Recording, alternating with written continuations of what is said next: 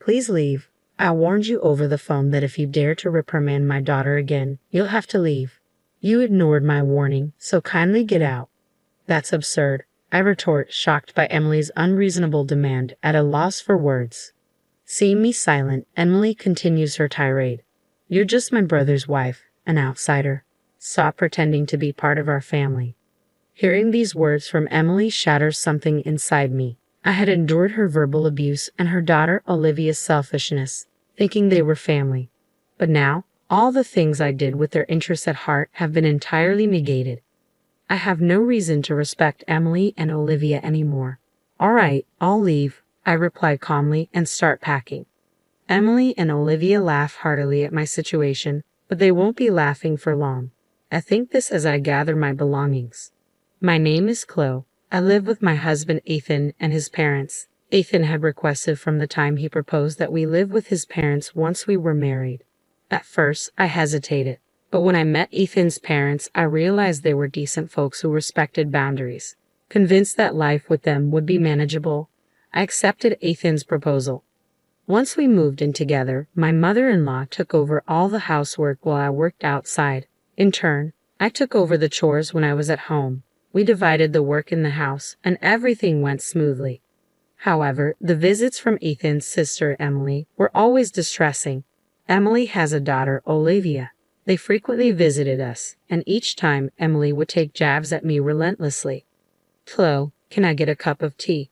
I'm so tired from my part-time job and raising my child. You must be relaxed on your days off at home. I'm so jealous. Well, I also work when I'm at home. Oh, the work you do at home is insignificant. I go out to work every day and have a leadership position. Don't compare yourself with me. When it was time for Olivia to find a job, Emily often came over to complain about why Olivia couldn't find one. Olivia is excellent, just like me. The recruiters who reject her must be blind. Maybe she could broaden her job search. Whenever I tried to give advice, Emily would lash out furiously. What could you, who barely works, know? No, shut up. It seems Olivia finally landed a job after most of her classmates did. Olivia and Emily came over to report the good news to my mother-in-law. Rainey, I've got a job. Olivia proudly shows off her job offer letter to my mother-in-law, who smiles contentedly. Well done, Olivia. Yeah, I didn't expect to get into such a large company. In the end, the interviewer was kind from the start. Next to Olivia, Emily grins broadly. This company is a subsidiary of the company. I work part-time, and my name might be known even in the parent company since I've been around a while. So, I got the job, thanks to Mom, huh? It could be. The interviewer saw your name, recognized you as my daughter, and probably had a good impression. Come April, Olivia was to attend a month-long training program for new employees. The training location was only a few minutes away from the home where my in-laws and I lived. Emily, knowing this, called my mother-in-law Mom. I want Olivia to commute from your house during her training. The training place is over an hour away from our home. We have a spare room, and I don't mind at all. Let me just check with Chloe. Do you need to ask Chloe? Emily interjected. Well, but that's your house, right? Chloe is just living there. She won't complain. Thanks to Emily's insistence, I'd only found out that Olivia would be living with us for a month after everything had been decided. I was a bit puzzled, but there was no reason to oppose Olivia living there. I warmly welcomed Olivia, and our shared life began. Once the training began, Olivia was laid one out of every 3 days. Despite the training location being just a stone's throw away, it seemed that her habit of waking up at a fixed time every morning had completely disappeared due to her relaxed student life. Grandma, why didn't you wake me up? I called you many times. If I don't make it in time, calling me doesn't mean anything. Forget it. I'm taking the morning off today. Please call the company and tell them I'm taking half a day off due to poor health. Olivia, you're an adult now. You should be doing such things yourself. If I say I'm too sick to even make a phone call, it'll be more believable. Just do as I say. Taking advantage of my mother-in-law's soft spot for her granddaughter, Olivia had become completely spoiled. Even when she came home from training, Olivia wouldn't do anything for herself. Grandma, I'm tired. Is dinner ready? Welcome back, Olivia. I'm about to make it. What? You're just starting now. Why didn't you have it ready by the time I got home? When I got home, tired and hungry, I wanted to eat right away. You're so thoughtless, I muttered. addressing my mother-in-law. I'm sorry, I'll have it ready soon, she responded. Seeing my mother-in-law being pushed around by Olivia, who was probably tired from her first job, I couldn't stand it any longer, and I spoke up. Listen, Olivia, having a warm meal waiting for you when you come home isn't something to be taken for granted. Why don't you show some appreciation to Grandma? Why do I have to listen to you, Chloe? You're not even family. Stay out of it, Olivia retorted. Not family? I married Ethan, so I am part of your family, Olivia, I replied. Mom said Chloe is my brother's wife, so she's an outsider, Olivia countered. Then let me tell you, as a senior member of the workforce, Olivia, that you should take more responsibility for yourself. Waking up on time to avoid being late is a basic rule of being an adult, a senior in the workforce, I said firmly. You're not even going to work every day.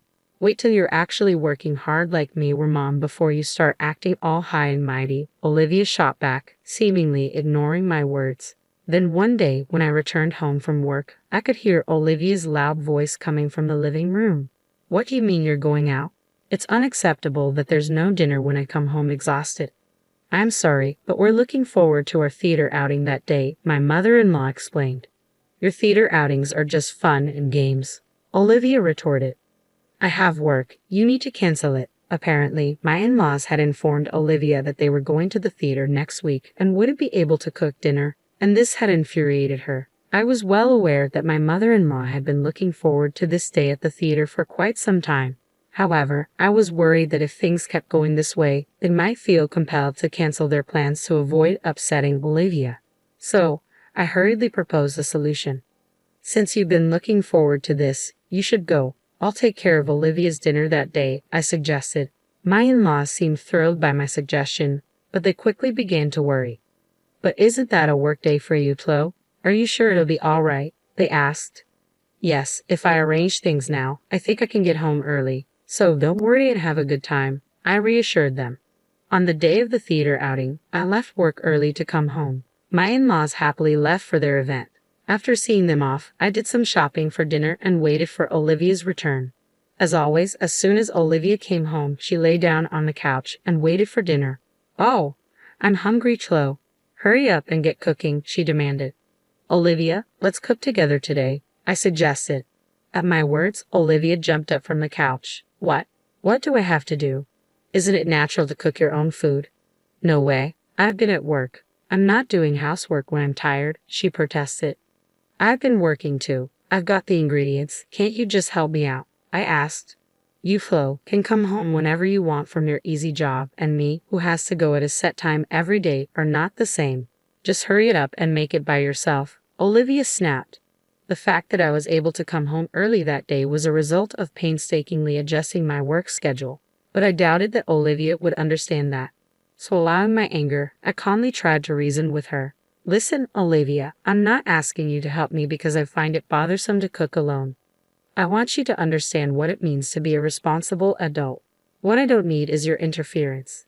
After letting the grandparents go out without asking me, you're giving me a lecture, which is super annoying, Olivia declared, visibly irritated. She stood up and started dialing on her phone. Mom, listen to this. Chloe keeps nagging me and she won't even cook dinner. She unloaded her complaints about me to her mother, Emily. Once she had said her piece, she handed me the phone with a triumphant smile. Mom wants to talk to you, Flo. As I took the phone, Emily shouted angrily, Listen here. Who do you think you are talking to my daughter like that? As my son's wife, if you continue to cause problems for my daughter, I'm going to ask you to leave that house.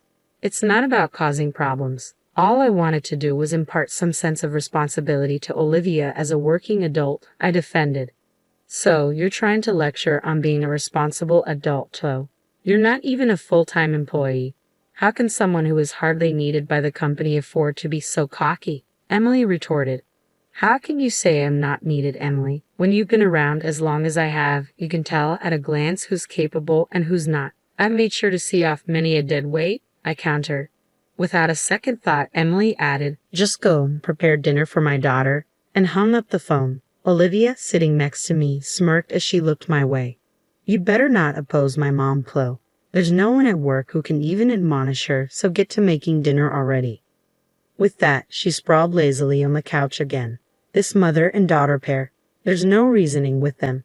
Left with no choice, I sighed and headed to the kitchen to prepare dinner. As I began to prepare the meal, Olivia nibbled on the food I had prepared and complained under her breath. Once she finished eating, she abandoned her dishes and headed back to the couch to watch TV without so much as a thank you. Hey, Olivia, at least clean up after yourself. I tried to remind her, but all I got was a bored look from her. Suddenly, the doorbell rang, and to my surprise, it was Emily. Why are you here? I asked. To my surprise, Emily casually replied, it seemed like you didn't quite get the message over the phone, Chloe, so I thought I'd come over and tell you directly. Excitedly, Olivia reported to her mother, Mom, listen, just after you warned her over the phone, Chloe started lecturing me again. Hearing Olivia's words, Emily glared at me. Looks like it was the right decision to come here after all. You're still complaining to my daughter even after everything I said. I had backed off on the phone, but I couldn't let this go for Olivia's sake. I had to say something. It's not a complaint. I'm merely teaching her the basic manners of cleaning up after herself, something even a grade schooler should understand. Emily snapped at me. There's no need for someone like you to be telling us about manners.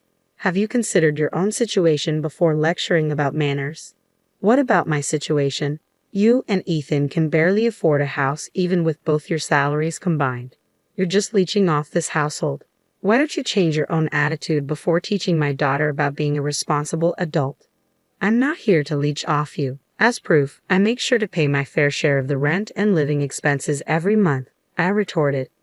Well, it doesn't matter either way. You're going to leave this place. Leave, Emily declared.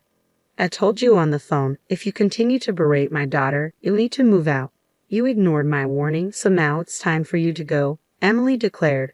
That's absurd, I retorted, at a loss for words at the sheer injustice of it all. Seeing me unable to retaliate, Emily continued, you're still an outsider, even if you were my brother's wife. Stop acting like you're part of the family. Her words hit me hard, and something inside me crumbled. I had put up with Emily's insults and Olivia's selfishness because I thought of them as family. I had been rejected by them despite doing everything with their best interests at heart. There was no reason left for me to restrain myself with Emily and Olivia anymore. All right, I'll leave, I said quietly, beginning to pack my things. At the sight of me, Emily and Olivia started to crack up. Ignoring their laughter, I continued to pack. When my in-laws returned home, my mother-in-law's face shifted as she took in the scene. Oh, is that you, Emily? Chloe, what's with the luggage? She asked. Before I could answer, Emily chimed in. Chloe has been lecturing Olivia while she can't even do her own job. She's become such a nuisance. We've decided to send her packing. What? My mother-in-law's face drained of color. Apologize at once, and you too, Olivia. Why should I apologize to Chloe? If she wants to be part of our family, she should ask us. Maybe then we'll consider it, Emily replied, backed up by a firm nod from Olivia. My mother-in-law sighed deeply. You too. It's over for you. What? What are you talking about? The one who's done is Chloe, right? She's the one being cut off from our family, Emily retorted, leaving my mother-in-law shaking. Do you even realize who made it possible for Olivia to get her job? That's me, the part-time manager. Emily tried to puff herself up, but my mother-in-law interrupted her.